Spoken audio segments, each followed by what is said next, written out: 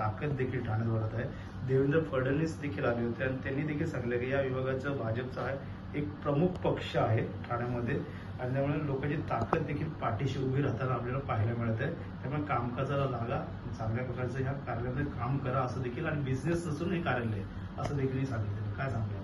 नाही, निश्चितपणे तमाम हजारो कार्यकर्त्यांना अतिशय समाधान आणि आनंद झालेला आहे। कारण की ज्या पक्षाने या ठिकाणी पागडीचं कार्यालय देखील आम्ही बघितलंय स्टेशनच्या जवळ गुरुप्रेरणामध्ये, तिथून आम्ही ओनरशिपच्या कार्यालयात गेलो आणि आता तर भव्य दिव्य अशा कार्यालयात गेलो। परंतु कार्यालय फक्त मोठी होत गेली नाही, तर पक्ष देखील कार्यकर्त्यांच्या ताकदीवर मोठा झाला आणि जे संख्या होती ती संख्याबळ देखील वाढलं, कार्यकर्त्याची संख्या वाढली, पक्ष जो आहे तो लोकाभिमुख झाला आणि वार्डामध्ये आणि बूथमध्ये भारतीय जनता पार्टी जी आहे ती पोचली आणि त्यामुळे निश्चितपणे या कार्यालयाच्या माध्यमातून जनहिताची कामं आणि अन्यायाच्या विरुद्ध संघर्षाची कामं ही निश्चितपणे प्रभावीपणे करायला या ठिकाणी आम्हाला फार मोठा आधार मिळाला कार्यालयाच्या माध्यमातून। भाजपचं कार्यालय बघून अनेकांचे डोळे देखील वटारलेले आहेत, त्यामुळे नक्कीच भाजप जसं मोठं आहे तसं कार्यालय देखील मोठं झालेलं आहे। नाही, ही संकल्पनाच भारतीय जनता पार्टीची आहे की प्रत्येक जिल्ह्यामध्ये सुसज्ज अशा प्रकारचं कार्यालय पाहिजे। शेवटी कार्यालय हे सेवेचं मंदिर आहे आणि या माध्यमातून त्याची भव्यता देखील असली पाहिजे। संख्या वाढल्यानंतर त्याची ताकद देखील वाढल्यानंतर कार्यालय देखील त्याची उपलब्धता कार्यालयाची असली पाहिजे।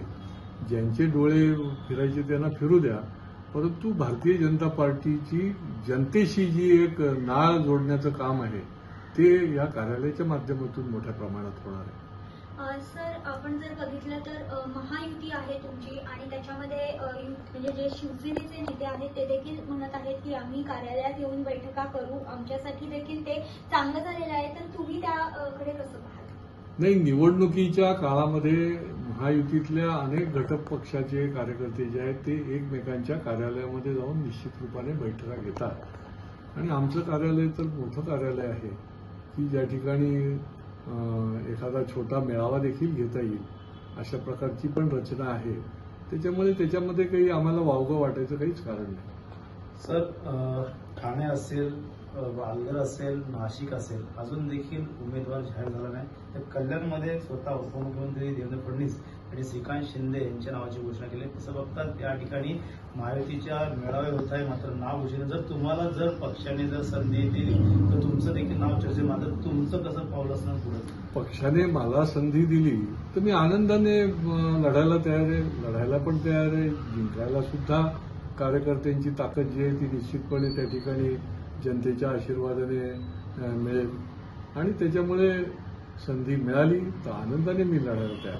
मात्र असं देखील बोललं की हा बालेकिल्ला हा शिवसेनेचा आहे, मात्र जे सिटिंग सीटचे होते ठाकरे गटात गेलेले राजनीतिचे, त्यामुळे सध्या तरी त्यांच्याकडे अजून चेहरा समोर येत नाही। त्यामुळे मागच्या वेळेस आनंद दिघेंचं गणित कसं असेल, प्रकाश परांजपेचं आणि आताचं गणित वेगळं बदललेलं आहे, याकडे कसं बघतो?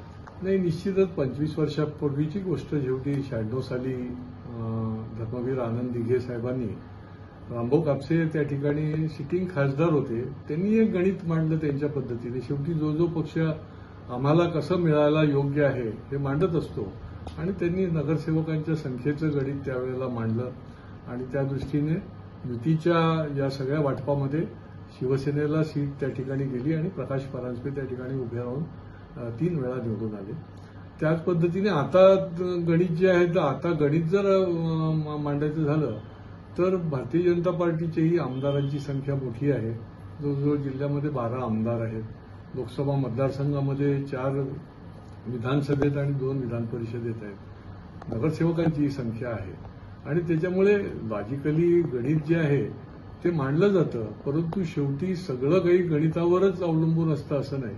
शीर्षस्थ नेते अनेक गोष्टींचा विचार करून निर्णय करत असतात आणि त्या पद्धतीने शेवटी भारतीय जनता पार्टीला निश्चित आवडेल की भारतीय जनता पार्टीला या ठिकाणची जागा ही जर मिळाली तर निश्चितपणे कार्यकर्ता सुखावेल, त्याला समाधान वाटेल। सर, भारतीय जनता पार्टीची जागा आता फक्त कपिल पाटील एक सिटिंगची असेल, मात्र पालघरचं कसं होईल? नाशिक देखील पाहिलं तर पालघरमध्ये राजेंद्र गावित यांचं देखील नाव चर्चेत आहे।